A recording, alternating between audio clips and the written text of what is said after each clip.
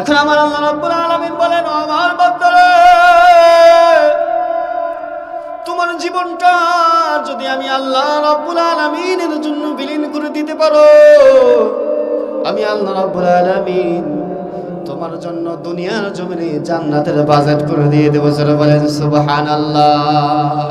দেশ স্বাধীন করলে কি শেষ হয়ে যাবে? ও যুবক ভাইরা, ভালো করে শুনে রাখেন, দেশ স্বাধীন করা খুবই সহজ বিষয়, কিন্তু দেশকে টিকিয়ে রাখা, স্বাধীনতা টিকিয়ে রাখা সবচেয়ে কঠিন বিষয়। কথা বলেন ঠিক কিনা? এই দেশকে যেরকম ভাবে স্বাধীন করা হয়েছে, তেমনি ভাবে বাংলার জমিনকে টিকিয়ে রাখা আমাদের জন্য ফরজ আইন। কথা বলেন ঠিক কিনা? কোরআনের জন্য জীবন দিতে হবে, কোরআনের জন্য রাজপথে নামতে হবে। আমরা যদি কোরআনের জন্য নিজের জীবনকে বিলিয়ে দিতে চাই, যদি আমরা নিজের জীবনটাকে বলিয়ান করে দিতে চাই, আল্লাহ রাব্বুল আলামিন আমাদেরকে দুনিয়ার জমিনেও শান্তি দিবেন, আখিরাতেও শান্তি দিবেন, এবং দুনিয়ার জমিনে আল্লাহ তাআলা আমাদেরকে পুরস্কৃত করবেন। কথা বলেন ঠিক কিনা? এজন্য আওয়াজ হবে একটু দেখি, যে সমস্ত বাবাজিরা যুবক ভাইরা আছেন, যুবক ভাইরা 1 থেকে 30 বছর বয়স যাদের আছে, তারা একটু হাত তোলেন তো দেখি। আচ্ছা, একটু আওয়াজ দেন দেখি, যুবক ভাইদের আওয়াজ বেশি নাকি মুরব্বী বাবাজিদের আওয়াজ বেশি? আজকে পরীক্ষা করব দেখি। যুবক ভাইরা যারা 1 থেকে 30 বছর, তারা একটু লিল্লাহি তাকবীর আওয়াজ দিবেন। লিল্লাহি তাকবীর। মানুষ তো কম, কিন্তু আওয়াজ এত জোরে করতে আসলে খুব চালাক রংপুরের বাবাজিরা। সবাই দিয়েছেন? এবার যারা মুরব্বী বাবাজিরা 30-এর উপরে যারা, তারা আওয়াজ দেন একটু, লিল্লাহি তাকবীর। মাশাআল্লাহ, মাশাআল্লাহ। এবার দুই পক্ষ মিলে একটু আওয়াজ দিয়ে নাস্তিক বেঈমানদেরকে দেখায় দেন, আমরা কোরআনের জন্য আমাদের কণ্ঠ উজাড় করে দিতে চাই। লিল্লাহি তাকবীর, নারায়ে তাকবীর। আল কোরআনের আলো ঘরে ঘরে না, সংসদে জ্বলতে হবে। কথা বলেন ঠিক কিনা? শুধু কোরআনের আলো ঘরে জ্বললাম, সংসদে জ্বললাম না, দেশে শান্তি আসা সম্ভব? দেশে শান্তি তখনই আসবে পার্লামেন্টে, হাইকোর্টে, জজ করে যখন কোরআনের আইন চালু হবে, কোরআনের আইন অনুযায়ী যখন বিচার করা হবে, দুর্নীতি, সুদখোর, ঘুষখোরকে যখন মামলা মোকদ্দমা নিয়ে জুলুম নির্যাতনের যখন বিচার করা হবে, আল্লাহর কসম করে বলি, বাংলার জমিনে শান্তি কায়েম হবে। কথা বলেন ঠিক কিনা? এই শান্তি আনার জন্য কোরআন প্রয়োজন। কোরআন ছাড়া কোনো বিকল্প ব্যবস্থা আছে? যদি কেউ মনে করে কোরআন ছাড়াই আমরা শান্তি পাই, কোরআন ছাড়াই আমরা শান্তি খুঁজে নিতে চাই, এটা একদম ভুল কথা। মানুষের অসুস্থ হলে যেরকম ওষুধ খেতে হয়, সিরিয়াস অসুস্থ হলে যেরকম ওষুধ ছাড়া কোনো বিকল্প ব্যবস্থা নাই, তেমনিভাবে আল্লাহ রাব্বুল আলামিন আমাদের জন্য মহাগ্রন্থ কোরআন অ্যান্টিবায়োটিক হিসেবে নাজিল করেছেন। এই কোরআন যেই সমস্ত বান্দারা খাবে, এই কোরআনের সাথে যেই সমস্ত বান্দার সম্পর্ক থাকবে, এই কোরআন অনুযায়ী যেই সমস্ত বান্দা নিজের জীবন গঠন করবে, আমি আল্লাহ ঘোষণা দিয়ে দিলাম, ওই সমস্ত বান্দার কারণে ওই সমাজের ভিতরে আমি আল্লাহ শান্তি দিয়ে দেব। কথা বলেন ঠিক কিনা? এই জন্য কোরআনের বিকল্প কোনো ব্যবস্থা নাই। এই কোরআনের রাজ কায়েম হবে, এটা আমরা কে কে চাই? একটু হাত তুলে দেখাই তো। আল্লাহ তাআলা আমাদের সকলকে কবুল করুন, সকলে বলে আমিন। আসলেই বিগত 15-17টি বছর কোরআনের আইন ছিল না বিধায় বাংলার জমিনে একটা অরাজকতা ছিল, বাংলার জমিনে জুলুম নির্যাতন ছিল। আলেম ওলামারা যখন কোরআনের কথা বলতো, আলেম ওলামারা যখন হক কথা বলতো, যখন সুদের বিরুদ্ধে কথা বলতো, দুর্নীতির বিরুদ্ধে কথা বলতো, জিনার বিরুদ্ধে কথা বলতো, জুলুম নির্যাতনের বিরুদ্ধে কথা বলতো, ছিনতাইয়ের বিরুদ্ধে কথা বলতো, তখন একটা তহমত লাগে, তারা জঙ্গি। কথা বলেন ঠিক কিনা? আর কিছু পেত না, জঙ্গি বলে তাদেরকে আখ্যায়িত দেওয়া হতো। জঙ্গি স্লোগান দিয়ে, রাজাকারের স্লোগান দিয়ে এই সমস্ত হকপন্থী আলেমদের মুখকে বন্ধ করে দিতে চেয়েছিল। কথা বলেন ঠিক কিনা? কিন্তু পেরেছে? আল্লাহ রাব্বুল আলামিন বলেন, যারা আমি আল্লাহ রাব্বুল আলামিনের কোরআন ইসলামকে যারা নিভিয়ে দিতে চাইবে, আমি আল্লাহ রাব্বুল আলামিন সর্বপ্রথম তাদেরকে নিভিয়ে দেব। কথা বলেন ঠিক কিনা? তেমনি নিভিয়ে দিয়েছে। তাদের প্ল্যান ছিল সেই কথা একটু পরে বলবো। আল্লাহ তাআলা সুন্দরভাবে কোরআনের ভিতরে উল্লেখ করে দিয়েছে। আল্লাহ রাব্বুল আলামিন ঘোষণা করে দিয়েছেন, ও আমার বান্দারা, যেই সমস্ত বান্দারা আমি আল্লাহ রাব্বুল আলামিনের বিধান পরিপূর্ণভাবে আঁকড়িয়ে ধরবে, আমি আল্লাহ রাব্বুল আলামিন এই মহাগ্রন্থাল কোরআনের ভিতরে 5টি জিনিস নাজিল করেছি। কয়টি জিনিস? এই 5টি জিনিস যে সমস্ত বান্দা বান্দিরা আঁকড়িয়ে ধরবে, আমি আল্লাহ রাব্বুল আলামিন ওই সমস্ত বান্দা বান্দির জন্য দুনিয়ার জমিনটা জান্নাতের বাগান বানায় দেব। জোরে বলেন সুবহানাল্লাহ। এক নম্বর হলো আমার আল্লাহ রাব্বুল আলামিন ঘোষণা করে দিয়েছেন, আমার বান্দারে আমি আল্লাহ রাব্বুল আলামিন মহাগ্রন্থ কোরআন নাজিল করেছি। হুকুমত মাহকামের ভিতরে যে সমস্ত বান্দা বান্দিরা আমি আল্লাহর হুকুম মানবে, কোরআনের ভিতরে যে বিধান নাজিল করে দিয়েছি এই বিধান যারা মানবে, আমি আল্লাহ স্বয়ং নিজে তাদের জিম্মাদার হয়ে যাব। আল্লাহর হুকুম মানা দরকার আছে না নাই? আল্লাহর হুকুম মানলে কি হবে? আল্লাহ তাআলা বলে দিয়েছেন সূরা তাওবা, যে আয়াতে কারিমা আপনাদের সামনে তেলাওয়াত করেছি, 111 নম্বর আয়াত তেলাওয়াত করেছি। আপনাদের কি ভালো লাগতেছে না খারাপ লাগতেছে? ওই যে পেছনে বাবাজিরা দাঁড়িয়ে আছেন, মেহেরবানি করে একটু বসেন। কোরআনের মাহফিলে যতক্ষণ বসবেন আল্লাহ তাআলা সব লিখে দিবে। বসার একটা আদব আছে। আপনাদের 2টি পা ধরে বলি, আমি মুসাফির মানুষ, আমি জানি আমার রংপুরের ভাইরা অনেক ভালো, এরা কোরআনকে ভালোবাসে, কথা বলে ঠিক কিনা? এই জন্য আমি আপনাদেরকে অনুরোধ করে বলবো একটু বসেন, বসলে অনেক ভালো লাগবে। আলহামদুলিল্লাহ অনেক মানুষ হয়েছেন আপনারা, আমার কল্পনার বাইরে। এত ছোট মাহফিলে এত বড়, এত বেশি মানুষ হবে। আল্লাহ রাব্বুল আলামিন ঘোষণা করে দিয়েছেন, হে আমার বান্দারা, আমি তোমাদের কাছে একটি জিনিস বিক্রি করব 2টি জিনিসের বিনিময়ে। কয়টি জিনিস? 2টি জিনিসের বিনিময়ে আমি আল্লাহ রাব্বুল আলামিন তোমাদের কাছে আমি সুন্দর করে একটা জান্নাত বানিয়েছি, যে জান্নাতে শুধু শান্তি আর শান্তি। এই শান্তি, এই জান্নাত, শান্তি নামক জান্নাত আমি তোমাদের কাছে 2টি জিনিসের বিনিময়ে নিয়ে নেব। চলে বলেন সুবহানাল্লাহ। কয়টি জিনিস? 2টি জিনিস। আল্লাহ রাব্বুল আলামিন ঘোষণা করে দিয়েছেন, আমার বান্দারে ভালো করে শুনে রাখো, ইন্নাল্লাহা ইশতারা মিনাল মুমিনিন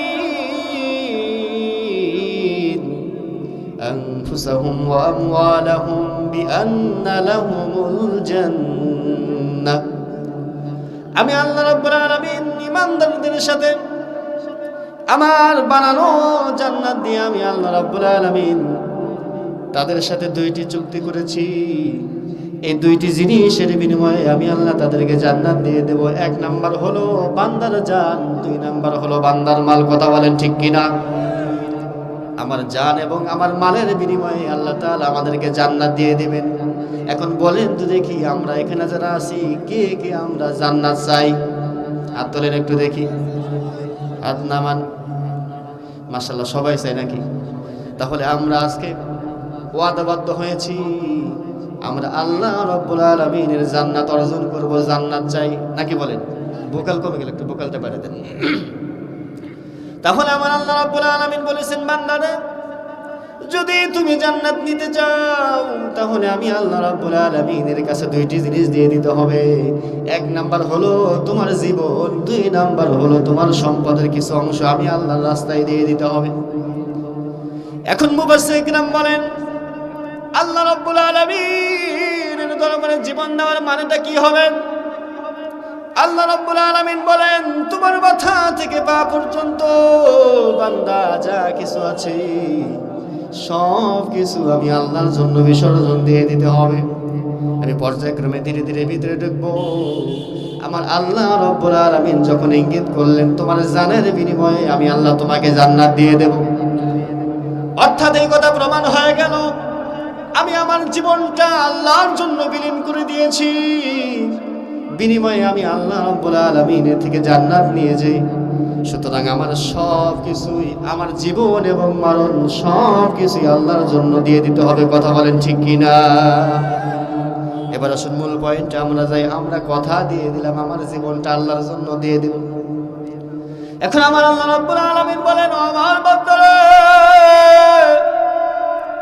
তোমার জীবনটা যদি আমি আল্লাহ রাব্বুল আলামিনের জন্য বিলীন করে দিতে পারো, আমি আল্লাহ রাব্বুল আলামিন তোমার জন্য দুনিয়ার জমিনে জান্নাতের বাজেট করে দিয়ে দেব। যারা বলেন সুবহানাল্লাহ। এখন জীবন বিলীন করার মানে হলো, যেহেতু আমার জীবনটা আল্লাহর জন্য দিয়েছি, সুতরাং আল্লাহর বিধান, আল্লাহর হুকুম, কোরআনের অবমাননা, কোরআনের ইজ্জত সবকিছু আমাদেরকে দেখতে হবে নাকি বলেন? আল্লাহর বিধান কায়েম করার জন্য আমাদের জীবন দিতে হবে। সমাজের ভিতরে কোরআনের আইন, কোরআনের হুকুমত বাস্তবায়ন করার জন্য জীবন দেওয়ার নামই হলো ইমানদার ঈমান। আমরা যদি সমাজের ভিতরে কোরআনের আইন চালু করার জন্য যদি চেষ্টা না করি, জীবন দেওয়া হবে নাকি? না না না, হবে না। আমরা আল্লাহ রাব্বুল আলামিন বলেন, বান্দারা তোমরা যদি ঐক্যবদ্ধ হয়ে আমি আল্লাহ রাব্বুল আলামিনের জন্য অগ্রসর হও, আমি আল্লাহ রাব্বুল আলামিন দিন শেষ ঈমানদারদের বিজয় দিয়ে দেব। জোরে বলেন সুবহানাল্লাহ। আল্লাহ রাব্বুল আলামিন বলেন, হাযা বায়ানুল লিন-নাসি ওয়া হুদান ওয়া মাউইযাতুল লিল-মুত্তাকিন ওয়া লা তাহিনু ওয়া লা তাহজানু ওয়া আনতুমুল আ'লাউনা ইন কুনতুম মুমিনিন।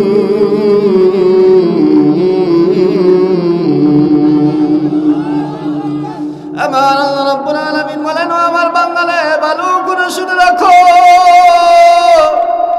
আমি আল্লাহ রাব্বুল আলামিন গোটা পৃথিবীর জমিনে, গোটা পৃথিবীর মানব সম্প্রদায়ের জন্য মহাগ্রন্থাল কোরআন নাজিল করেছি।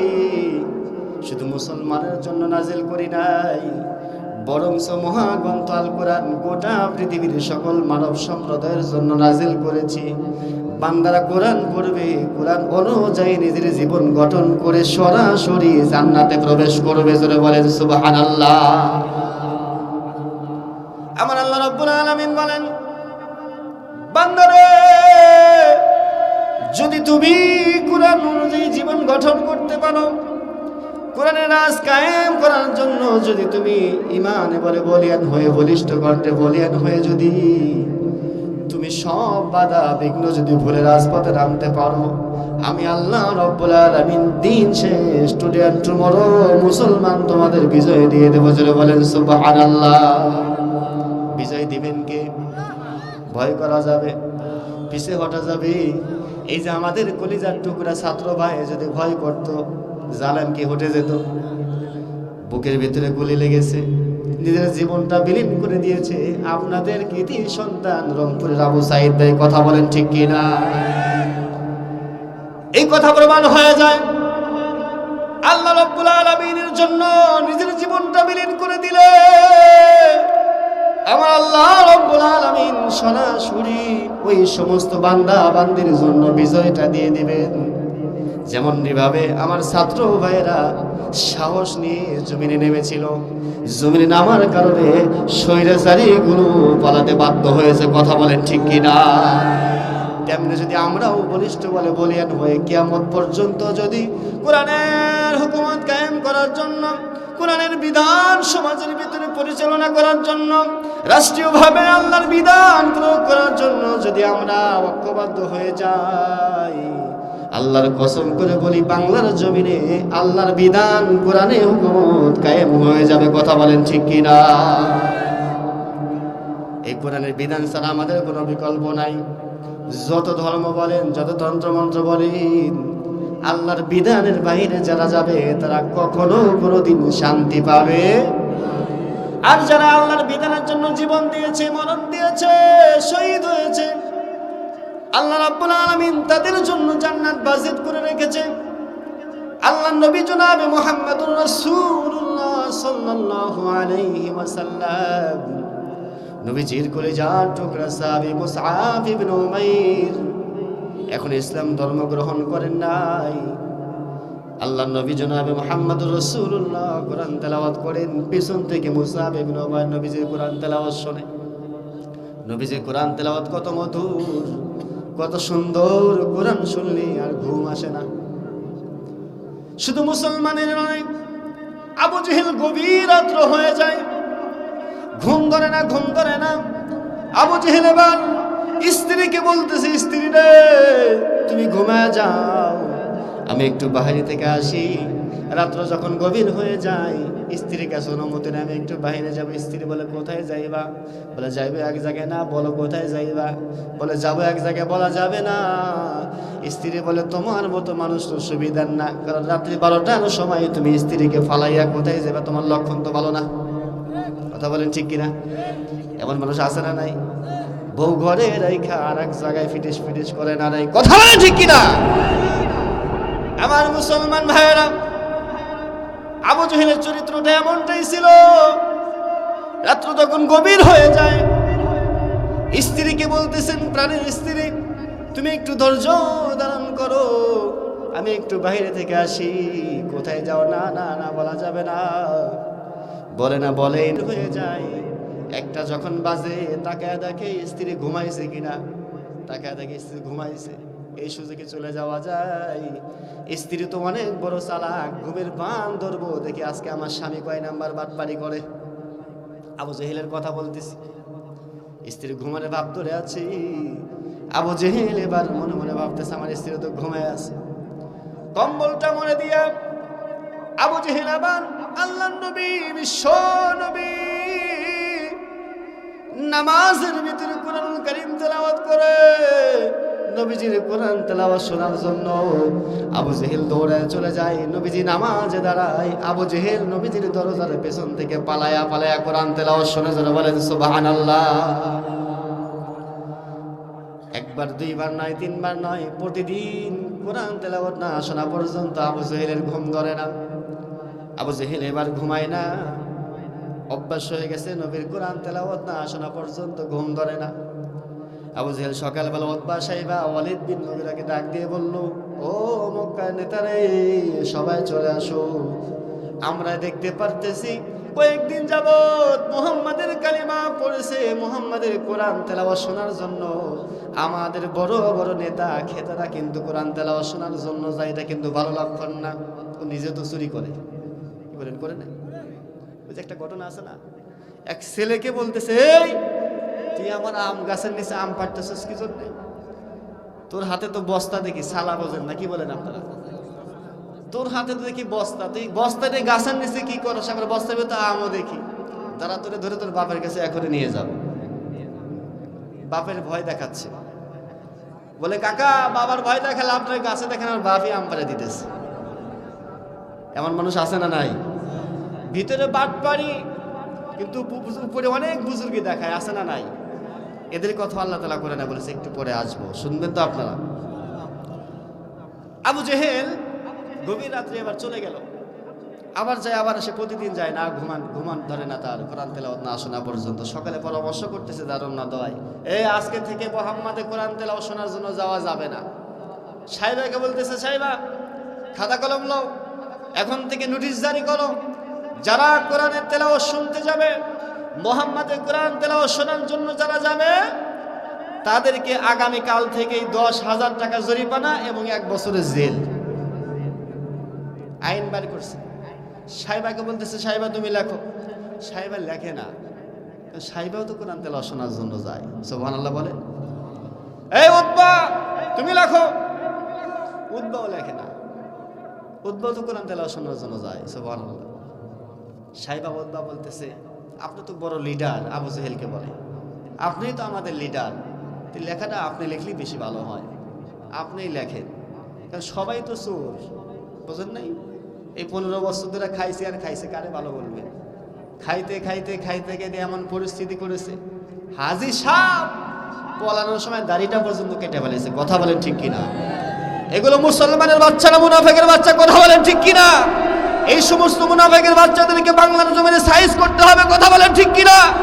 এদের জন্য কোরআনের আইন প্রয়োগ করা দরকার আছে না নাই? কোরআনের আইনের বিধান অনুযায়ী ওয়াসারিকু ওয়াসারিকাতু ফাকাতউ আইদিয়াহুমা, রাষ্ট্রীয় সম্পদ যারা ভোগ করবে, রাষ্ট্রীয় সম্পদ যারা মেরে খাবে, এদের হাত কেটে দিতে হবে, পা কেটে দিতে হবে। কথা বলেন ঠিক কিনা? ইতিপূর্বে কোরআনের আইন ছিল না, বিধায় চোর ভর্তি ভর্তি এমন অবস্থা হয়ে গেছে, নেতা নেত্রী যা ছিল সবগুলা চোরে ঘাটতি ছিল। কথা বলেন ঠিক কিনা? রাগ করতেছেন আপনারা? সত্য কথা বলতেছি ভাইজান। আল্লামা দেলাওয়ার হোসেন সাঈদী কোরআনের পাখি, আল্লাহ তাআলা জান্নাত নসিব করুন, সকলে বলে আমিন। মারা গেছেন, আমার মসজিদে দোয়া করতে চেয়েছিলাম। একজন আলেম মানুষ, কোরআনের পাখি, তার জন্য কি দোয়া করা যাবে না? এটা ইমানি দায়িত্ব নাকি বলেন? ওয়ারেন্ট চলে এসেছিল, খতিব সাহেব যদি দোয়া করেন মামলা হয়ে যাবে। নাওয়াজুবিল্লাহ বললেন না? এটা কি বাংলাদেশ মুসলিম রাষ্ট্র বলা হয়? হিন্দু রাষ্ট্রের চাইতেও নিকৃষ্ট হয়ে গিয়েছিল আমাদের বাংলাদেশ। কথা বলেন ঠিক কিনা? ইন্ডিয়াতে যখন আমি আলোচনা করতে যাই, ওদের একটাই স্লোগান থাকে, হুজুর আপনাদের বাংলাদেশের অবস্থা তো ভালো না, বাংলাদেশে 90% মুসলমান থাকার পরেও আপনারা হক কথা বলতে পারেন না, কিন্তু আমাদের দেশে যদিও আমরা হিন্দু রাষ্ট্র, আমাদের দেশে কোনো ভয় নেই, হুজুর মুখ খুলে কথা বলেন, সুবহানাল্লাহ বলেন। ওরাই হলো মর্দে মুজাহিদ। কথা বলেন ঠিক কিনা? আল্লাহ তাআলা স্বাধীনতা আমাদেরকে দিয়েছে, কিন্তু এই স্বাধীনতা আমাদের ধরে রাখতে হবে। কথা বলেন ঠিক কিনা? তো বলেছিল, যদি আল্লাহ আমার কোরআনের পাখির জন্য দোয়া করে তাহলে অবস্থা কিন্তু ভালো হবে না। আমি মনে মনে বলেছিলাম আমার জীবন চলে যায় যাবে, কিন্তু আমি একজন মুফাসসির হিসাবে, একজন কোরআনের ফাকি হিসাবে, একজন আলেম হিসেবে তার জন্য আমি দোয়া করেই যাব। কথা বলেন ঠিক কিনা? আমি বলিষ্ঠ কণ্ঠে দোয়া করেছি। আর যারা ওই গ্রুপে, মানে ওদের মুখ কেমন যেন ওই যে বান্দরের মতো যেরকম মুখ করে না, মুখ এরকম বাঁকা করে ফেলেছে। মনে মনে বলেছিলাম আজকে কোরআনের পাখির জন্য দোয়া করেছিলাম বিদায় তোদের মুখ এরকম ছিল, আল্লাহ এই মুখ একদিন বাঁকা করে তোদেরকে পালায়ন করতে বাধ্য করবে। কথা বলেন ঠিক কিনা? আল্লাহর কি নীলা খেলা, কয়েকদিন পরেই অঘটন ঘটে গেল। সুবহানাল্লাহ বলেন। এই জন্য বলি, খবরদার বেশি বাড়াবাড়ি করিও না। বেশি বাড়াবাড়ি করলে পাখা কিন্তু ভেঙে যাবে। কথা বলেন ঠিক কিনা? আমার আল্লাহ বলেছেন, আল কিবরিয়া ওয়া রিদাই, অহংকার, তাকাব্বুরি, ক্ষমতার দাপট, এগুলো কার জন্য? আল্লাহর জন্য। সুতরাং বান্দার কোনো ক্ষমতার দাপট থাকতে পারে, বান্দার কোনো অহংকার থাকতে, যারাই অহংকার করেছে, যারাই ক্ষমতার দাপট দেখিয়েছে, তারাই প্রতিটা প্রতিটা সেকেন্ডে, প্রতিটা যুগে যুগে তারা বলিষ্ঠ কণ্ঠে বলতে চাই, তারা পদস্থলিত হয়েছে, জুলুম নির্যাতনের শিকার হয়েছে, তারা লাঞ্ছিত, অপমানিত হয়েছে। কথা বলেন ঠিক কিনা? এই জন্য বলি বাবাজিরা, কিসের এত অহংকার, কিসের এত দাপট? আল্লাহ তাআলা এই যে কোরআনুল কারীম নাজিল করেছে আমাদের সামনে 5টি বিষয়ের উপরে, 5 নম্বর বিষয় হলো ইমসাল। ইমসাল মানে আল্লাহ রাব্বুল আলামিন এই মহাগ্রন্থ আল কোরআনের ভিতরে সব কিছুই বর্ণনা করেছেন। নাকি বলেন? নাকি কিছু করেছে কিছু করেন নাই? রাষ্ট্র কিভাবে চালাতে হবে, সমাজ কিভাবে চালাতে হবে, দেশ কিভাবে চালাতে হবে, কেমন প্রধানমন্ত্রী আমাদের দরকার, কেমন নেতা আমাদের দরকার, কেমন শাসক আমাদের দরকার, সব কোরআনের ভিতরে আছে। যারা বলেন সুবহানাল্লাহ। তাহলে এই কোরআন মানা দরকার আছে না নাই? অবশ্যই মানা দরকার আছে। আল্লাহ বলেন, ইতিপূর্বে ফেরাউন, নমরুদ, কারুন, বড় বড় কাফের, বেঈমান, ক্ষমতাশীল বাদশাদেরকে আমি পদস্থলিত করেছি। যারাই জুলুম করেছে, যারাই নির্যাতন করেছে, যারাই নিজেকে অনেক বড় দাবি করেছে, অনেক ক্ষমতা বাহাদুরি দেখাইয়া নির্দোষ মানুষের উপরে জুলুম নির্যাতন করেছে, নির্দোষ মানুষকে দোষী বানাইয়া কারাগারের ভিতরে বন্দী করে রেখেছে, আয়না ঘর নামক জাহান্নামের ভিতরে রেখেছে, আমি আল্লাহ রাব্বুল আলামিন প্রতিটা যুগে যুগে তাদেরকেই ধ্বংস করেছি। কথা বলেন ঠিক কিনা? যেমনি ভাবে আলেম ওলামাদেরকে যেভাবে ধরা শুরু করে দিয়েছিল, কোনো দোষ নাই। দোষ একটাই, কোরআনের কথা বলেছে। দোষ একটাই, সুদের কথা বলেছিল। দোষ একটাই, দুর্নীতির কথা বলেছে। দোষ একটাই, ঘুষের কথা বলেছে। দোষ একটাই, নেতা নেত্রীরা গরিব দুঃখী রিলিফের হক মেরে খেয়েছে। কথা বলেন ঠিক কিনা? এটা বলার কারণেই আলেম ওলামারা এখন রাজাকার জঙ্গি।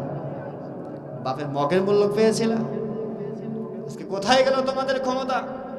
আল্লাহ তো আগেই আমাদেরকে বলে দিয়েছেন, খবরদার ক্ষমতা নিয়ে কখনো বাহাদুরি করিও না, কারণ এই ক্ষমতা আমি আল্লাহ তোমাকে যে কোনো মুহূর্তে দিতেও পারি, আবার যে কোনো মুহূর্তে নিতেও পারি, যা আমরা চাক্ষুষ প্রমাণ। কথা বলেন ঠিক কিনা? নমরুদের ক্ষমতা কম ছিল না, কিন্তু ছিল ক্ষমতা, টিকে রাখতে পেরেছে। ফেরাউনের ক্ষমতা কম ছিল, পেরেছে টিকে রাখতে? পারবে না, কেউ পারেনি, দুনিয়ার জমিনে কেউ পারবেও না। এই জন্য বলিষ্ঠ কণ্ঠে বলতে চাই, আল্লাহ রাব্বুল আলামিন যেহেতু কোরআনকে একটা দৃষ্টান্ত স্বরূপ নাযিল করেছে, নমরুদ, ফেরাউন, কারুন থেকে আমাদের শিক্ষা নেওয়া দরকার। বর্তমান সময় থেকে আমাদের শিক্ষা নেওয়া দরকার। বাংলার জমিনে যারাই কোরআনের বিরোধিতা করবে, জুলুম নির্যাতন করবে, তারাই জুতা পিটা খাবে। কথা বলেন ঠিক কিনা? এটার ভিতরে কোনো রকমের কোনো সন্দেহ নাই। আসুন আমরা মূল আলোচনায় চলে যাই। জয় বলেন আমিন। তাহলে আমার আল্লাহ বলতেছেন, আমি তোমাদের থেকে জান্নাত দিব, দুইটি জিনিস তোমাদের থেকে নেব, তোমাদের জান এবং তোমাদের মাল। জান নেওয়ার উদ্দেশ্য হলো আমাদের মাথা থেকে পা পর্যন্ত যা কিছু আছে সব কিছু কার জন্য বিসর্জন দিতে হবে? আল্লাহর জন্য, নাকি বাবার জন্য, নাকি পীর বাবার জন্য? ওই যে মাজারে গিয়ে বলে, জীবন জৈবন সইফা দিয়া কোন বাবার মন পাইলাম না। বলবো, জীবন জৈবন সইফা দিয়া কোন বাবার মন পাইলাম না, গরিশায় আমার পাগল দিওয়ানা। বলে কি বলে না? এ কথা বলেন, বলে কি বলে না? জীবন জীবন কার জন্য? আল্লাহর জন্য। এই জন্য আমার আল্লাহ রাব্বুল আলামিন বলেন, আমার বান্দারে ভালো করে শুনে রাখো, তোমার জীবন, তোমার মরণ যা কিছু আছে সব কিছু যদি আমি আল্লাহর জন্য বিসর্জন দিতে পারো, আমি আল্লাহ রাব্বুল আলামিন তোমাকে দুনিয়ার জমিনে আমি জামিনদার হিসাবে হয়ে যাব। এখন আমি যেহেতু আল্লাহ রাব্বুল আলামিনের কাছে কথা দিয়েছি, আমার জীবনের বিনিময়ে, জানের বিনিময়ে, মালের বিনিময়ে আমি জান্নাতটা নিয়ে নেব, সুতরাং আমার সব কিছু আল্লাহর জন্য বিলীন করে দিতে হবে। আমাদের সমাজের ভিতরে যদি কোরআনের আইন কায়েম করতে চাই, কোরআনের বিধান কায়েম করার জন্য সমাজের ভিতরে, দেশের ভিতরে, রাষ্ট্রের ভিতরে কোরআনের আইন কায়েম করার জন্য যদি আমাদের রক্ত দিতে হয়, জীবন দিতে হয়, তারপরেও আমরা জীবন দিয়ে দেব। কথা বলেন ঠিক কিনা? যদি আমরা জীবন দিতে পারি তাহলেই তো বোঝা যাবে আমরা আল্লাহর পাগল, আল্লাহর জন্য আমাদের জীবনটা উৎসর্গ করে দিচ্ছি। কথা বলেন ঠিক কিনা? কিন্তু আমরা যদি আল্লাহর জন্য জীবনটা বিলীন করে না দেই, যদি কোনো মানুষের জন্য জীবনটা বিলীন করে দিয়ে থাকি, যেমনটি ভাবে ইতিপূর্বে বলা হয়েছিল, ইসলামের চাইতে আমাদের দল বড়। নাউজুবিল্লাহ বলেন। আপনারা কি নতুন শুনতেছেন? এরকম কথা বলে নাই যে কোরআনের চাইতে আমাদের দলই অনেক বড়? নাউজুবিল্লাহ, নাউজুবিল্লাহ বলেন। কোরআনের চাইতে দল বড় হতে পারে? আমার আল্লাহ রাব্বুল আলামিন বলেন, যদি তুমি তোমার কোরআনকে ফেলে দিয়ে যাও, আমি আল্লাহ রাব্বুল আলামিন দুনিয়ার জমিনে তোমাদেরকে আযাব দিয়ে দেব। সেই আযাবের কোনো শেষ থাকবে না। দুনিয়ার জমিনে তোমরা লাঞ্ছিত অবদস্থ হয়ে যাবে এবং দুনিয়ার জমিনে জাহান্নামের হাওয়া তোমাদেরকে ধ্বংস করে দেবে। কথা বলেন ঠিক কিনা? আমার আল্লাহ রাব্বুল আলামিন বলেন, যে সমস্ত বান্দারা, যে সমস্ত বান্দিরা কোরআনের জন্য নিজের জীবন বিলীন করে দিবে, আমি আল্লাহ রাব্বুল আলামিন ওই সমস্ত বান্দা বান্দির এই দুনিয়ার জমিনে তাদেরকে জান্নাতের সার্টিফিকেট দিয়ে দেব। যারা বলেন সুবহানাল্লাহ। আবু জেহেল এবার চলে গেছে নবীর পিছনে, মনে আসেনি? মনে আছে?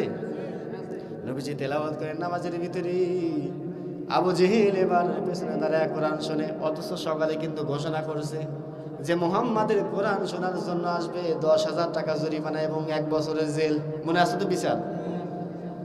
এবার গভীর রাত্র হয়ে যায়, আবু জেহেল কোরআনের জন্য শুনতে যায়, কোরআনের তিলাওয়াত শোনার জন্য নবীর পিছনে দাঁড়িয়ে আছে, দরজার সামনে দাঁড়িয়ে আছে।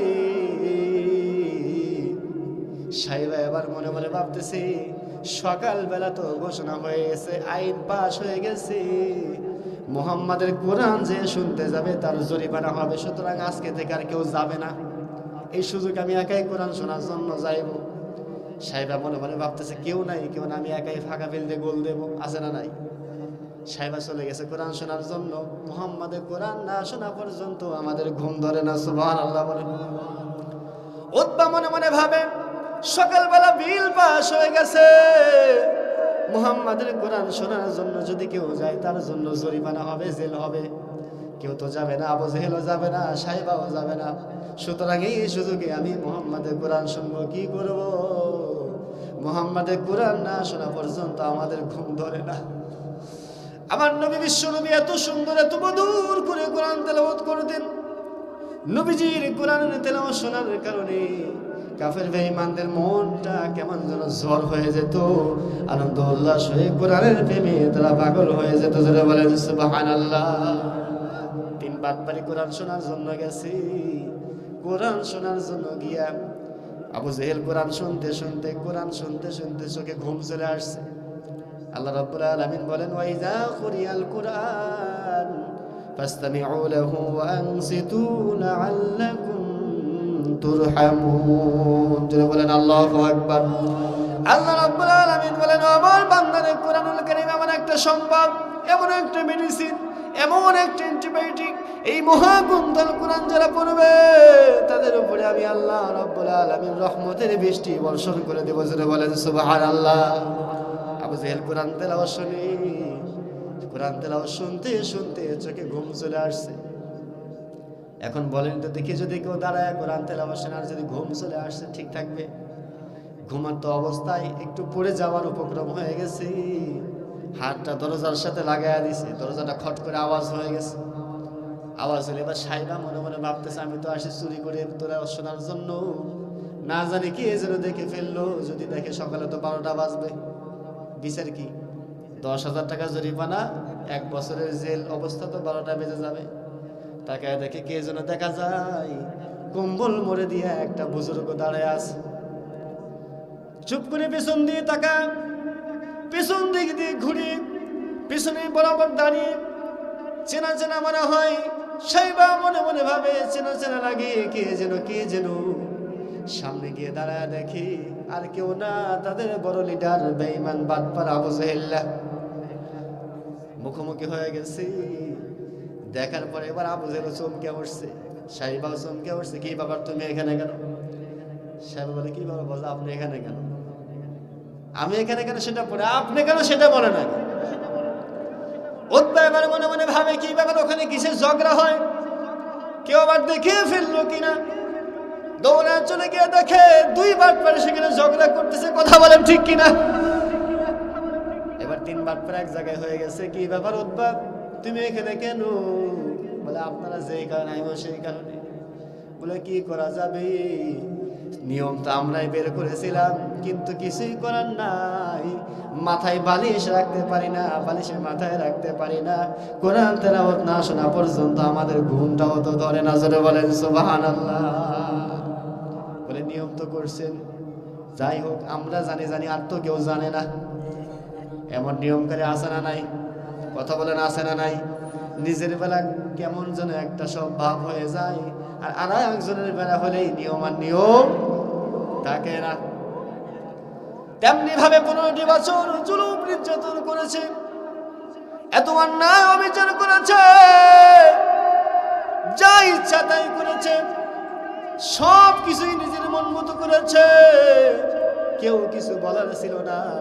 যদি তারা অন্যায় করতো তারপরেও সেটাই সঠিক ছিল। কথা বলেন ঠিক কিনা?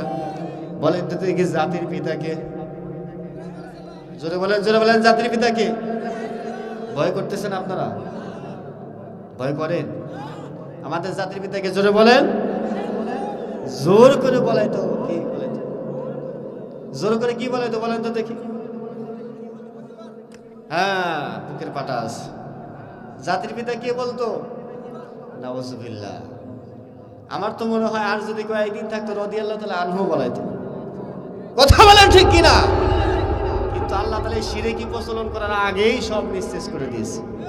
আল্লাহ বলেন যারা শিরকি কারবার করবে, বাপের মূর্তি, নানির মূর্তি, 14 গোষ্ঠীর মূর্তি, জনগণের টাকা নিয়ে তুমি মূর্তি বানাও, এই সাহস কত পেয়েছে? কথা বলেন ঠিক কিনা? আল্লাহর নবী বিশ্ব নবী বলেন ইযান তুখিযাল ফাইউদ ওয়ালান ওয়াল আমানাতু মাগনামান ওয়াজ যাকাতু মাগনামান ওয়া তাআল্লামাদ দীনু লিগায়রিদ দীন। রাষ্ট্রীয় সম্পদ যারা নিজের মনে করে ব্যবহার করবে, আমি নবী বিশ্ব নবী তাদের জন্য অভিশাপ দিয়ে দিলাম। জোরে বলেন নাউজুবিল্লাহ। নবীর কথার সাথে কি মিলছে? মিলছে না ভাই? মিলে গেছে। যারা রাষ্ট্রীয় সম্পদ নিজের মনে করে ব্যবহার করবে, জনগণের ট্যাক্সের টাকা, জনগণের ঘাম ঝরানো টাকা, এই যে আপনাদের আলু বিক্রি করার ট্যাক্সের টাকাগুলো এমন ভাবে খাইতো, খাইতে খাইতে গাড়ি বাড়ি করে ফেলতো, বিদেশেও বাড়ি করতো। কথা বলেন ঠিক কিনা? পরিশ্রম করেন আপনারা, টাকা খাই হেরা। কত বড় বাটপার! আল্লাহ তাআলা এই জন্য তো এমন শিক্ষা দিয়েছে, সারা জীবন তাদের মনে থাকবে। কথা বলেন ঠিক কিনা? এখন তারা নিজের ঘরে থাকার পরিক্রমে আর নাই। কি বলেন, আছে? কোথায় গেছে? দাদার বাড়ি চলে গেছে। গেছে কোথায়? আল্লামা কোরআনের পাখি বলেছিল, বেশি বাড়াবাড়ি করিও না, নাহলে কিন্তু দিল্লিতে চলে যাওয়া লাগবে। কথা বলেন ঠিক কিনা? কাজে কর্ম মিলে গেছে কি যায় নাই? সব কিছু মেমোরিতে আছে, মনে আছে, কিন্তু মাগার বলতে পারি নাই। আল্লাহ তাআলা বলার সুযোগ দিয়েছে, যেন বলেন আমিন। সর্বোপরি কথা, আমাদের কোরআনকে ভালোবাসতে হবে, নাকি বলেন? আল্লাহ বলেন, এই সমাজের ভিতরে যদি কোনো ব্যক্তি রাষ্ট্রীয় সম্পদ নিজের মনে করে ব্যবহার করে, তাহলে আমি আল্লাহ রাব্বুল আলামিন সেই সমাজের ভিতরে আযাব দিয়ে দেব। কথা বলেন ঠিক কিনা? এখন বলেন তো দেখি, আল্লাহকে শুধু আযাব দিয়েই ক্ষান্ত হবে? আমার আল্লাহ রাব্বুল আলামিন বলেন, ওয়াত্তাকু ফিতনাতাল লা তুসিবান্নাল্লাযীনা যালামু মিনকুম খাসসা ওয়া'লামু আন্নাল্লাহা শাদীদুল ইকাব।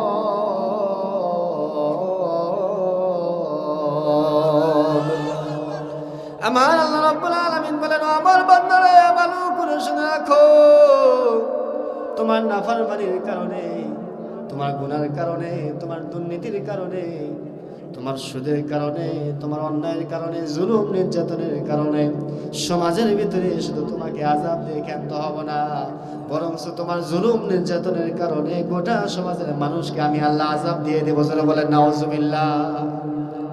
দোষ করবে সলিমুদ্দিন, আযাব ভোগ করতে হবে আমাদের, এটা কি আমরা চাই? কি বলেন, চাই? কিন্তু কই, আমরা তো কিছুই করি নাই। আমার আপনার সামনে সুদ খাইছে, ঘুষ খাইছে, জনগণের টাকা মেরে খাইছে। রাস্তার বাজেট ছিল 10 কোটি টাকা, খাইতে খাইতে খাইতে খাইতে কাজ করছে 1 কোটি টাকা, আর বাকি 9 কোটি টাকা উদাও।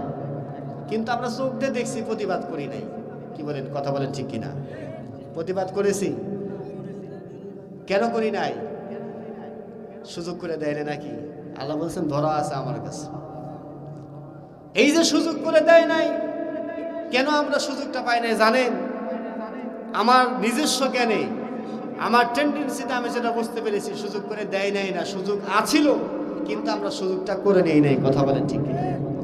কারণ আমরা ভয় করেছিলাম, যদি কথা বলি তাহলে 14 শিখে ঢুকতে হবে, যদি কথা বলতাম তাহলে আয়না করে ঢুকতে হবে, যদি কথা বলতাম তাহলে আমাদের গুম হওয়া লাগতো, যদি কথা বলতাম তাহলে আমাদের খুন হওয়া লাগতো। কথা বলেন ঠিক কিনা? এই ভয়ে আমরা কথা বলি না। কিন্তু আল্লাহ তাআলা কি বলছেন? ঈমানদার কি ভয় করতে পারে? কথা বলেন, ভয় করতে পারে?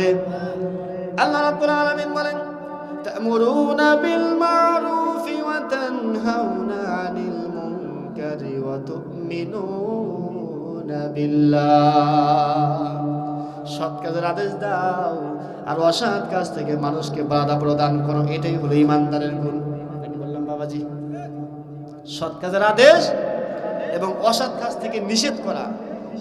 আপনি দেখেন, আপনার সামনে একজন জুলুম নির্যাতন করে, গরিবের হক মেরে খায়। আপনার সমাজের ভিতরে যারা মুরব্বী আছে, যারা মাতব্বর আছে, যারা বিচার ব্যবস্থা করে, 50,000 টাকার বিনিময়ে যে জুলুম নির্যাতন করেছে, যে দোষী মানুষ তারে দোষ দেয় নাই, আর নির্দোষ মানুষরে দোষী বানাইয়া তাদেরকে কারাগারে বন্দী করা হয়েছে। কথা বলেন ঠিক কিনা? এমন মুরব্বী আমাদের সমাজে আছে না নাই? জোরে বলেন, আছে না নাই? ওই সমস্ত মুরব্বীদেরকে জুতা পিটা করা দরকার। কথা বলেন ঠিক কিনা? ওর জন্য সমাজের ভিতরে আযাব চলে আসবে। সঠিক বিচার করে নাই, সঠিক বিচারটা সমাজের ভিতরে পরিচালনা করে নাই। আমার আল্লাহ রাব্বুল আলামিন বলেন, পয়গম্বর বলেছেন, ওয়াসাতাল কাবিলাতা ফাসিকুহুম, সমাজের ভিতরে যারা ভালো বিচার করবে না, যারা ফাসিক ফুজ্জার হবে, ওই সমস্ত মানুষের কারণে যদি কেউ প্রতিবাদ না করে, গোটা সমাজের ভিতরে আমার আল্লাহ রাব্বুল আলামিন গজব দিয়ে দেবে। চলে বলেন নাউজুবিল্লাহ। তাহলে আপনার সামনে অন্যায় হয়, অবিচার হয়, আপনি কথা বলেন না কিসের ভয়ে? হামলার ভয়ে, মামলার ভয়ে, গুমের ভয়ে। যদি কথা বলেন না বলেন, তাহলে বলেন তো দেখি, আল্লাহর জন্য কি জান দেওয়া হলো? আমার কথা কি বুঝতে পারতেছেন? আমরা কথা দিয়েছি জান্নাতে যাইব, কি বলেন? কথা দেই নাই? জান্নাতে যাইতে হলে আল্লাহ কি চাইছে? জান চাইছে, মাল চাইছে। আমরা জানের কথাটা আগে বলিনি। এটাই হলো জান দেওয়ার মানে। তোমার সামনে অন্যায় হচ্ছে, তোমাকে প্রতিবাদ করার নামই হলো জান দেওয়া। কথা বলেন ঠিক কিনা? তোমার সামনে সমাজের ভিতরে অন্যায় হয়, তুমি প্রতিবাদ করো না, এটা তোমার জন্য জান দেওয়া হলো না। সর্বকিছুর বিনিময়ে সমাজের ভিতরে কোনো রকমের অন্যায় বিচার হতে দেওয়া যাবে না। আপনার সমাজে যারা বিচার পরিচালনা করি, আপনি দেখেন তারা বিচারটা সঠিকভাবে করে না, তাদেরকে ঘাটটা ধরতে হবে, ঐক্যবদ্ধ হয়ে ঘাটটা ধরতে হবে। এক প্ল্যাটফর্মে এসে ঘাটটা ধরতে হবে। ঐক্যবদ্ধ হবেন নাকি?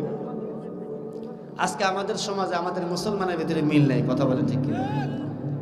হুজুরদের ভিতরে মিল নাই, আমরা মুসলমানের ভিতরে মিল নাই। কথা বলেন ঠিক কিনা?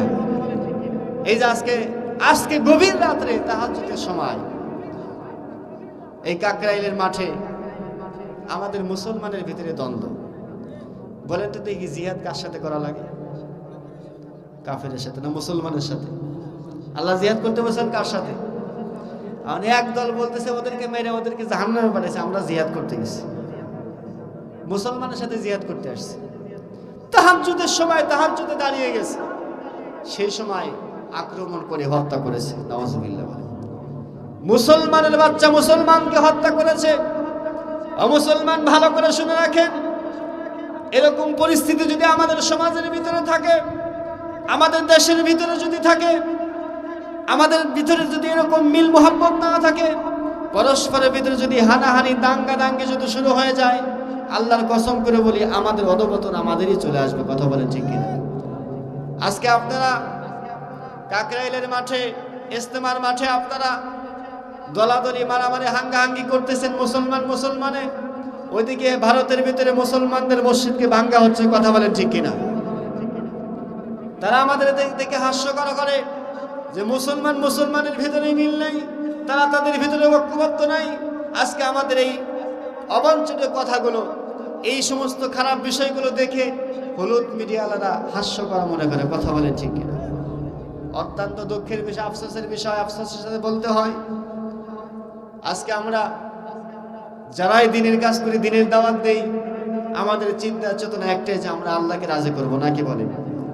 যারা জামাতে ইসলাম করেন তাদের প্ল্যানও একটাই, এই সমাজের ভিতরে কোরআনের রাজ কায়েম করা, নাকি বলেন?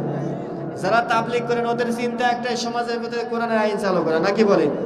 যারা ইসলামী দল করে তাদের চিন্তা একটাই, সমাজের ভিতরে কোরআনের আইন চালু করা, নাকি বলেন? তাহলে আমাদের সব মূল মাকসাদ একটাই, আল্লাহর দ্বীন প্রতিষ্ঠা করা। এটা যদি হয়ে থাকে তাহলে আমাদের ভিতরে কেন এত দ্বন্দ্ব? কথা বলেন ঠিক কিনা? তাহলে বোঝা গেল আমাদের মুখের কথা এক, কাজ আর একটা। কথা বলেন ঠিক কিনা? এটা কি মুসলমানের আলামত? কথা বলেন এটা কিসের আলামত? মুনাফিকের আলামত। কথা বলেন ঠিক কিনা? এই জন্য যত বড় স্লোগানই দেই না কেন, আমরা যদি ঐক্যবদ্ধ হতে না পারি, আল্লাহর কসম করে বলি বাংলার জমিনে ইসলাম কায়েম হবে না। কথা বলেন ঠিক কিনা? ইসলাম কায়েম হওয়ার জন্য সব মুসলমানদেরকে দুঃখ বেদনা ভুলে, কিসের আমলে, কিসের বিএনপি, কিসের জাতীয় পার্টি, কিসের মুসলমান, কিসের না তাবলীগ, কিসের চরমনাই, কিসের জামাত, সব কিছু ভুলে গিয়ে আমাদের ঐক্যবদ্ধ হয়ে এক প্ল্যাটফর্মে এসে আমাদেরকে মাঠে ময়দানে নামতে হবে, কোরআনের রাজ কায়েম করতে হবে। তবেই কাফের বেঈমান, নাস্তিক বেঈমানগুলো পালাতে বাধ্য হবে। কথা বলেন ঠিক কিনা? এছাড়া সম্ভব না। তো আবু জেহেল তখন বলতেছে কি করব, ঘুম তো আর ধরে না, না কোরআন তেলাওয়াত না শোনা পর্যন্ত। ঠিক আছে, এই কথা কাউকে বলার প্রয়োজন নেই। সুবহানাল্লাহ। তো সাহেবা বলতেছে তাহলে ঈমান আনলেই তো হয়ে যায়, ঈমান আনলেই তো পারেন, ঈমান আনেন না কেন? বলতেছি ঈমান তো আনতে চাই, যদি ঈমান আনি তাহলে তো গোটা সমাজের মানুষ আমাদেরকে কি বলবে, যে বাপ ধর্ম বিক্রি করে খাইছে। সুতরাং ঈমান আনার কোনো প্রয়োজন, কপালে হেদায়েত না থাকলে কি ঈমান আসবে? আল্লাহ রাব্বুল আলামিন ঘোষণা করে দিয়েছেন, ও আমার বান্দারে ভালো করে শুনে রাখো, ওমান লাম ইয়াহকুম বিমা আনজালাল্লাহু ফাউলাইকা হুমুল কাফিরুন। আমি আল্লাহ রাব্বুল আলামিন তোমাদের সামনে যে কোরআনুল কারীম নাজিল করেছি, মহাগ্রন্থ আল কোরআন নাজিল করেছি, এই মহাগ্রন্থ আল কোরআনের বিধান যেরকম আছে সেরকম তোমাদের মানতে হবে। তোমাদের সমাজের ভিতরে, দেশের ভিতরে, রাষ্ট্রের ভিতরে, গোটা পৃথিবীর জমিনে কোরআনের আইন চালু করতে হবে। কোরআনের আইন যদি চালু না করো, যদি কোনো মানুষের বানানো ধর্ম যদি তোমরা পালন করো, মানুষের রচিত ধর্ম যদি পালন করো, নিঃসন্দেহে ওই সমস্ত বান্দা বান্দিরা আমি আল্লাহ রাব্বুল আলামিনের দরবারে কাফের হিসেবে সাব্যস্ত হবে।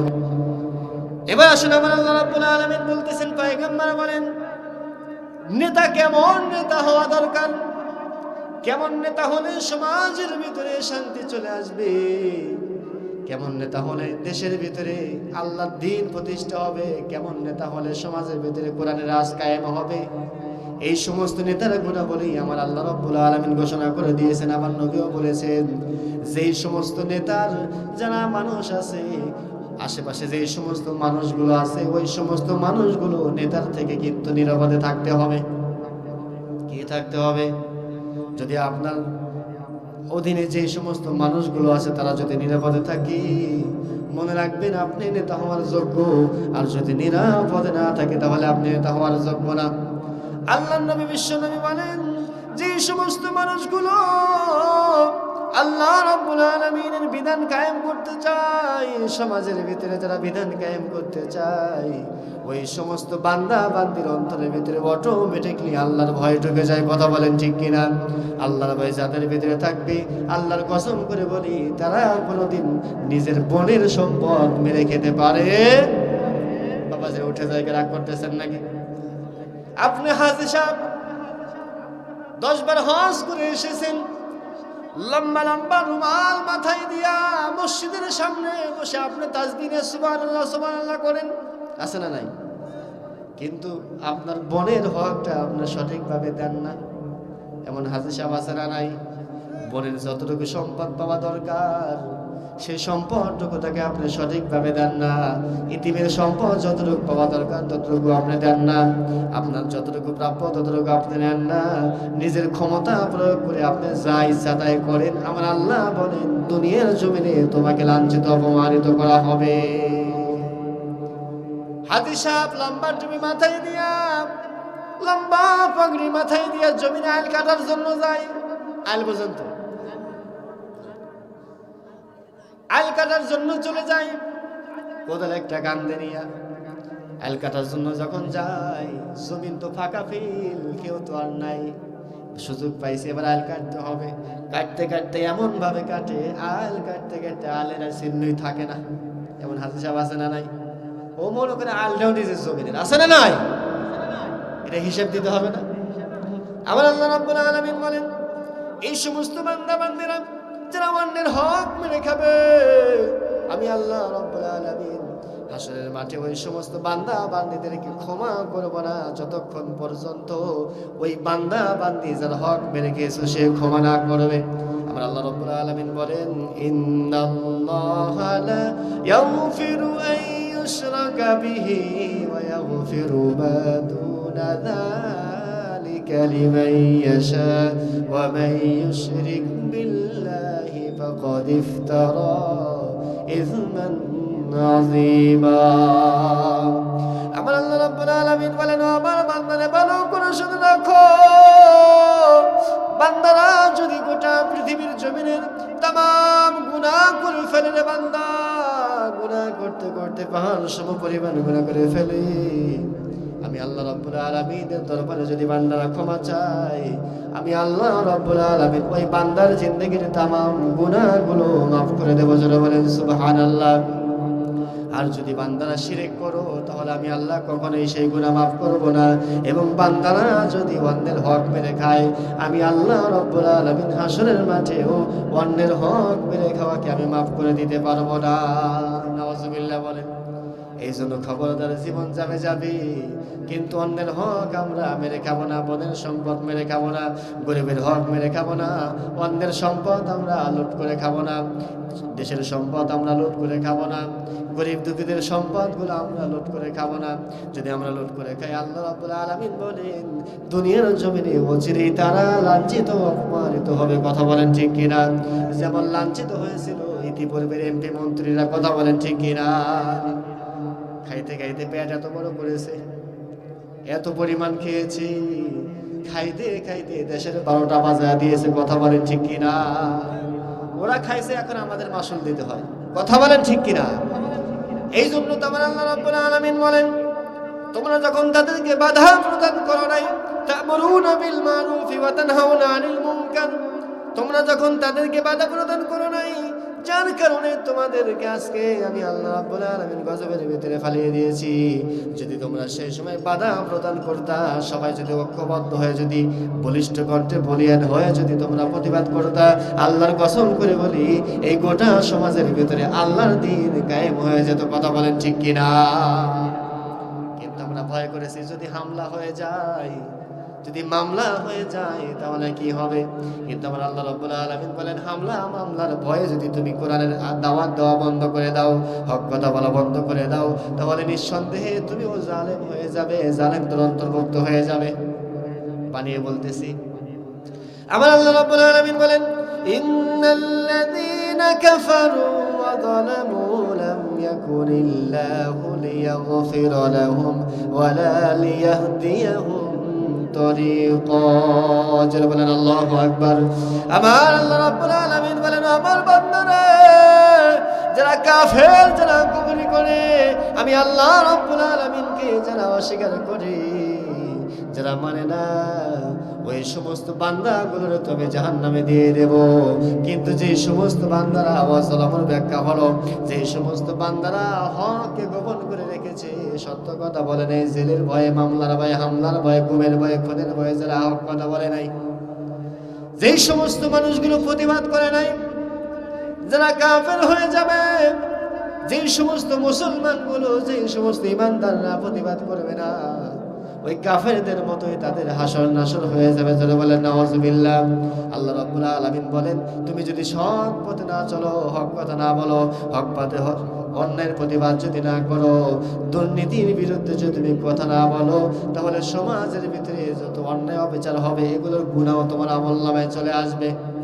আল্লাহ রাব্বুল আলামিন বলেন, ওয়ালা লিয়াহদিয়াহুম তরিকা, আমি আল্লাহ রাব্বুল আলামিন তোমাদেরকে ক্ষমা করবো না, তোমাদের গুনাহ মাফ করবো না যদি তোমরা হক পথে না চলো, যদি তোমরা অন্যায়ের বিরুদ্ধে না করো। তোমাদের গুনাহ তো মাফ করবোই না, বরং তোমাদের কপালে আমি আল্লাহ হেদায়েত জুটবে না। নাউযুবিল্লাহ বলেন। এই জন্য আমার মুসলমান ভাইরা, আমাদের জীবন যাবে যাবে, আমরা হক কথা বলবো, সত্যের কথা চলবো, অন্যায়ের প্রতিবাদ করবো। কথা বলেন ঠিক কিনা? যদি অন্যায়ের প্রতিবাদ করতে পারি তবেই তো আমরা জান দিতে পারলাম, নাকি বলেন? এই জন্য তো আমার আল্লাহ বলেন, এটাই হলো আমি আল্লাহর জন্য জান দেওয়া। আর যদি অন্যায়ের প্রতিবাদ না করি, আল্লাহর জন্য তো জান দেওয়া হলো না, বরং মুনাফিকের মতো সামঞ্জস্যতা হয়ে গেল। কথা বলেন ঠিক কিনা? আমার আল্লাহ রাব্বুল আলামিন বলেন, যাদের ভিতরে মুনাফিকের গুণ আছে, সব সত্য কথা যারা প্রকাশ করতে পারে না, সমাজের ভিতরে যারা সত্য বিষয়ে প্রকাশ করতে পারে না, কায়েম করতে পারে না, লিয়াসু করে চলতে চায়, গোপন করে রাখতে চায়, আমি আল্লাহ রাব্বুল আলামিন তাদেরকে মুনাফিকের খাতায় নাম লেখা দিলাম। আর মুনাফিকদের অবস্থা কিন্তু ভালো না। আল্লাহ রাব্বুল আলামিন বলেন, ইন্নাল্লাযীনা কাফারু ওয়া যালামু লাম ইয়াকুনিল্লাহু লিয়াগফিরা লাহুম ওয়া লা লিয়াহদিয়াহুম তরিকা। তাদেরকে আমি আল্লাহ রাব্বুল আলামিন সঠিক রাস্তা প্রদান করব না। আর যারা মুনাফিক হবে তাদের স্থান হবে জাহান্নামের নিচু স্তরের জায়গা। নাউযুবিল্লাহ বলে, একদম নিম্ন স্তরের জায়গা। আমার নবী, বিশ্ব নবী জনাব মুহাম্মদুর রাসূলুল্লাহর সাহাবা, তার বাবা আব্দুল্লাহ বিন উবাই বিন সালুল দুনিয়ার জমিন থেকে বিদায় হয়ে গেছে। মুনাফিকের সর্দার ছিল, সন্তান সাহাবা নবীজির কাছে বলতেছেন, ইয়া রাসূলুল্লাহ, ইয়া হাবিবাল্লাহ, আমার বাবা তো দুনিয়ার জমিন থেকে বিদায় হয়ে গেছে, আমার বাবার জন্য একটু দোয়া করেন, আমার বাবার জানাজাটা একটু পড়ায় দেন, আপনার জুব্বাটা একটু আমার বাবারে দিয়ে দেন কাপড়ের কাপড় হিসেবে। কেন কেন? বলে, আপনার জুব্বা যদি আমার বাবার শরীরে লাগানো হয় তাহলে আমার বাবার কবরে আযাব হবে না। হযরত ওমর তো আগে ফায়ার, নবীজি দিবে জুব্বাটা, ওমর বলতেছেন, ইয়া রাসূলুল্লাহ, সারা জীবন ইসলামের সাথে বেঈমানি করে আসলো, আপনার সাথে মুনাফিকি করে আসলো, আজকে মারা গেছে, তার জন্য আপনার মনটা এত পাগল কেন ইয়া রাসূলুল্লাহ? বুঝতেছি না। নবী তো দয়ার সাগর, নবী বলেন, কি করব? সন্তান বাবার জন্য দোয়া চেয়েছে, আমি কি না করে পারি নাকি? আল্লাহ তো আমার নিষেধ করে নাই। ওমর একটু কেমন যেন রাগ মেজাজ। আমার নবী, বিশ্ব নবী আব্দুল্লাহ বিন উবাই বিন সালুলের জন্য জানাজা প্রস্তুত করার জন্য গিয়েছে। আমার আল্লাহ রাব্বুল আলামিন বলতেছেন, ইয়া রাসূলুল্লাহ, ইয়া হাবিবাল্লাহ, আপনি মুনাফিকদের জন্য যা কিছু করেন না কেন, কোনো কিছুই আমি আল্লাহর দরবারে কবুল হবে না। আমার আল্লাহ রাব্বুল আলামিনের দরবারে নবী বলেন, আব্দুল্লাহ বিন উবাই বিন সালুলের গুনাহটা মাফ করে দেন। আমার আল্লাহ বলেন, খবরদার উবাই বিন সালুল তো মুনাফিক, মুনাফিকের দোয়া আপনার ব্যাপারে আমি কবুল করব না। আমার নবী, বিশ্ব নবীকে বলা হলো, ইয়া রাসূলুল্লাহ, আমার আল্লাহ তো ঘোষণা করেছেন উবাই বিন সালুল মুনাফিকের সর্দারদের ব্যাপারে দোয়া করা যাবে না, দোয়া করলে আল্লাহ কবুল করবে না। আমার আল্লাহ রাব্বুল আলামিন বলেন, আল্লাহ নবী, বিশ্ব নবী বলেন, আমার আল্লাহ রাব্বুল আলামিন দোয়া কবুল করুক বা না করুক, আমি নবী, বিশ্ব নবী তারপরেও তার জন্য দোয়া করে যাব। আমার আল্লাহ রাব্বুল আলামিন ঘোষণা করে দিয়েছেন, ইস্তাগফির লাহুম আও লা তাস্তাগফির লাহুম, ইন তাস্তাগফির লাহুম ৭০ মাররা। আমার আল্লাহ রাব্বুল আলামিন ঘোষণা করে দিয়েছেন, আমার পয়গম্বর, আপনি মুনাফিকের ব্যাপারে একবার নয়, দুইবার নয়, ৭০ বার যদি আপনি দোয়া করেন, আমি আল্লাহ রাব্বুল আলামিন মুনাফিকের ব্যাপারে আপনার দোয়াটা কবুল করব না। একদম জঘন্যতম কাজ যারা মুনাফিক হবে। এই জন্য আমার মুসলমান ভাইরা, মুনাফিকের খাতায় কি নাম লেখানো যাবে? কথা বলেন, যাবে? তাহলে আমার আল্লাহ বলতেছেন, যদি ইমানদার হতে চাও, তোমার জানটা দিতে হবে। ১ নাম্বার, জান দিতে প্রস্তুত আছি আমরা কোরআনের আইন কায়েম করার জন্য। এই সমাজের ভিতরে আল্লাহর বিধান কায়েম করার জন্য যদি জীবন দিতে হয়, দিতে পারবো তো আমরা? আল্লাহর বিধান কায়েম করার জন্য এমন একজন শাসককে আমরা নিযুক্ত করব, এমন একজন শাসককে আমরা চাই, যে শাসক যদি আমাদের দেশের ভিতরে আসে, কোরআনের আইন বাস্তবায়ন করবে। এখন আপনি জানেন, এমন একজন শাসককে যদি আপনি ভোট দেন, এমন একজন শাসককে যদি আপনি প্রেসিডেন্ট বানান, ও নামাজি পড়ে না, কোরআন আইন কি চালু করবে? কথা বলেন, ঠিক কিনা?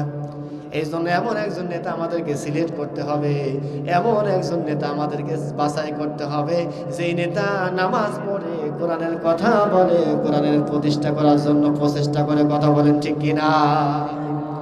আপনি যদি তাদেরকে সহযোগিতা করেন, মনে রাখবেন আপনি ইমানদার হয়ে যাবেন।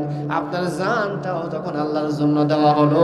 আর আমার আল্লাহ তো স্বয়ং নিজে আপনার জন্য জান্নাত বাজেট করে রেখেছেন। ধরে বলেন সুবহানাল্লাহ।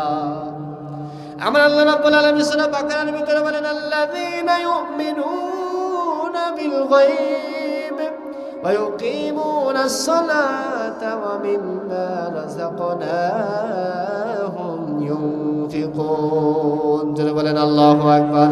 আমার আল্লাহ রাব্বুল আলামিন বলেন, যারা ঈমানদার হবে তাদের ভিতরে 4টি গুণ হবে। কয়টি গুণ? কয়টি গুণ বলেন? এই 4টি গুণ যদি কারোর ভিতরে থাকে, নিঃসন্দেহে সেই ঈমানদার। দেখেন তো দিকে 4টি গুণ আমাদের ভিতরে আসেনি। 1 নাম্বার হলো, যারা আমি আল্লাহ রাব্বুল আলামিনের উপরে ঈমান আনবে। আছে তো আমাদের ভিতরে? আছে। 2 নাম্বার হলো, যারা নামাজ প্রতিষ্ঠা করবে। 3 নাম্বার হলো, যাকাত প্রদান করবে। 4 নাম্বার হলো, আমি আল্লাহ রাব্বুল আলামিনের দেওয়া সম্পদ থেকে আমি আল্লাহর রাস্তায় খরচ করার নাম হলো ঈমানদার। কথা বলেন, ঠিক কিনা? 3টি গুণ আমাদের ভিতরে আছে, কিন্তু আল্লাহর জন্য জান দিতে পারলাম, আল্লাহর জন্য মাল দিতে পারলাম না। বলেন তো দেখি, আমরা ঈমানদার হতে পারবো? আমার আল্লাহ বলেন, বেজাল্লা মার্কা ঈমানদার আমি আল্লাহর দরবারে দরকার নাই। ঈমানদার যদি হতে চাও, ইসলামের ভিতরে যদি প্রবেশ করতে চাও, উদখুলু ফিস সিলমি কাফা, পরিপূর্ণ ইসলামের ভিতরে প্রবেশ করো, তবে আমি আল্লাহ তোমার জন্য জান্নাত বাজেট করে রেখে দিয়েছি। সুবহানাল্লাহ বলেন। এই জন্য আমার আল্লাহ রাব্বুল আলামিন বলেন, তোমার জান তো দিয়ে দিয়েছো, বুঝতে পারলাম। এখন তোমার সম্পদ যা আছে, তোমার সম্পদ থেকে যদি আমি আল্লাহর রাস্তায় যদি ব্যয় করো, তাহলে আমি আল্লাহ রাব্বুল আলামিন তোমার জন্য জান্নাত বাজেট করে রাখলাম। আল্লাহ নবী বিশ্ব নবী জনাবে মুহাম্মদুর রাসূলুল্লাহ মসজিদে নববীর কাজ করবেন, টাকা নাই পয়সা নাই। সাহাবাদেরকে বললেন মসজিদে নববীর জায়গাটা দরকার, মসজিদে অনেক জায়গা, মুসল্লি কম বেশি হয়ে গেছে, জায়গা কম। ও আমার সাহাবারা, কে কোথায় আছো তোমরা, কে কি দান করবা করো, ওই মসজিদের সামনের জায়গাটা আমাদের দরকার, জায়গাটা আর একজনের কিনতে হবে। আল্লাহ নবী বিশ্ব নবী কথা বলা মাত্রই হযরতে সাহাবা আজমাইনের মনে মনে ভাবতেছে, ইসরে যদি আমার কাছে টাকা থাকতো আমি দিয়ে দিতাম। ওসমান গনি নাই, সকালে শুনতেছি ওসমান গনি শুনে ওই মসজিদে নববীর জায়গাটা যদি খরিদ করে মসজিদে দেওয়া যায়, আমার নবী বিশ্ব নবী জান্নাত বাজেট করে রেখেছে। জোরে বলেন সুবহানাল্লাহ। সকালবেলা আমার নবী বিশ্ব নবীর কথা শুনে ওসমান গনি চলে গেলেন সেই জায়গার মালিকের কাছে। মালিকের কাছে গিয়ে বলতেছেন, ভাই আমার নবী বিশ্ব নবী তোমার জায়গাটা নিতে চেয়েছে, ওই জায়গাটা মসজিদের জন্য দিয়ে দাও। জায়গার দাম যদি 1 লাখ টাকা হয়, ওই জায়গার দাম চেয়েছে 1 কোটি টাকা। এমন বাটপার আমাদের সমাজে আছে না নাই? এমন মানুষ আমাদের সমাজে আছে না নাই? মাদ্রাসা মসজিদের জন্য যদি জায়গা চাওয়া হয়, মাদ্রাসা মসজিদের জন্য যদি দান চাওয়া হয়, নানান ধরনের বাহানা দিয়ে চলে যায়। কথা বলেন ঠিক কিনা? আছে না নাই ভাইরা? বাহানা দিয়ে লাভ নাই। যদি আপনি বাহানা দিয়ে চলে যান, আল্লাহ আপনার সম্পদ এমনিভাবে ধ্বংস করবে আপনি কল্পনাও করতে পারবেন না। আল্লাহর নবী বিশ্ব নবী জনাবে মুহাম্মদুর রাসূলুল্লাহ সাহাবা হযরত ওসমান গনি বলেন, আমার নবী বিশ্ব নবী চেয়েছে যত টাকা প্রয়োজন সব টাকা দিয়ে জায়গাটা আমার চাই, দলিলটা আমার এখনই দরকার। হযরত ওসমানের বাগানটা বিক্রি করে দিয়া আল্লাহর নবী বিশ্ব নবীর কাছে সকালে ফজরের নামাজ পড়ে এসে হাজির হয়েছেন। নবীকে বলতেছেন, ইয়া রাসূলুল্লাহ, রাত্রিবেলা যা আপনি যে ঘোষণাটা দিয়েছিলেন ওই জায়গাটা যে খরিদ করে দিবে তার জন্য জান্নাত বাজেট করা হবে, আপনার ওয়াদা কি এখনো বহাল আসেনি? আল্লাহ নবী বিশ্ব নবী বলেন, হ্যাঁ এখনো বহাল আছে নবীজি, মিষ্টি মিষ্টি হাসে, কারণ নবী তো জানে এই কাম ওসমান ছাড়া আর কেউ পারবে না। নবীজির সামনে এবার সকালবেলা ফজর নামাজ পড়ে হযরত ওসমান বলতেছেন, ইয়া রাসূলুল্লাহ, ইনার আপনার দলিল। সুবহানাল্লাহ বলেন। আল্লাহ নবী হেসে হেসে বলতেছেন, ওসমান জি, আমি জানতাম তুমি পারবা এই সুন্দর কাজের জন্য। আল্লাহ নবী বিশ্ব নবীকে বলতেছেন, ইয়া রাসূলুল্লাহ, এবার আপনি আমাকে বহাল করেছিলেন, যে ওয়াদা করেছিলেন সেই ওয়াদার প্রতিফল আমাকে দিয়ে দেন। আল্লাহ নবী বলেন, এই জায়গাটা তুমি যেটা মসজিদের জন্য দান করেছো, এই জায়গাটা তোমার জন্য দুনিয়াতে জান্নাতের বাগান হিসেবে ঘোষণা করে দেওয়া হলো। আমার নবী বিশ্ব নবী বলেন, যারা আমি আল্লাহ রাব্বুল আলামিনের রাস্তায় দান করবে, মাল করবে, জানমাল খরচ করবে আল্লাহ রাস্তার জন্য, আল্লাহর জন্য, মাদ্রাসার জন্য, মসজিদের জন্য, দ্বীনের কাজের জন্য যারা ব্যয় করবে, আমি আল্লাহ রাব্বুল আলামিন এই ব্যয়ের ওসিলায় তাদের জিন্দেগীর তামাম গুনাহগুলো মাফ করে দেব। এবং দুনিয়ার জমিনে যত বিপদ আছে, বালা মুসিবত আছে, আমি আল্লাহ রাব্বুল আলামিন সব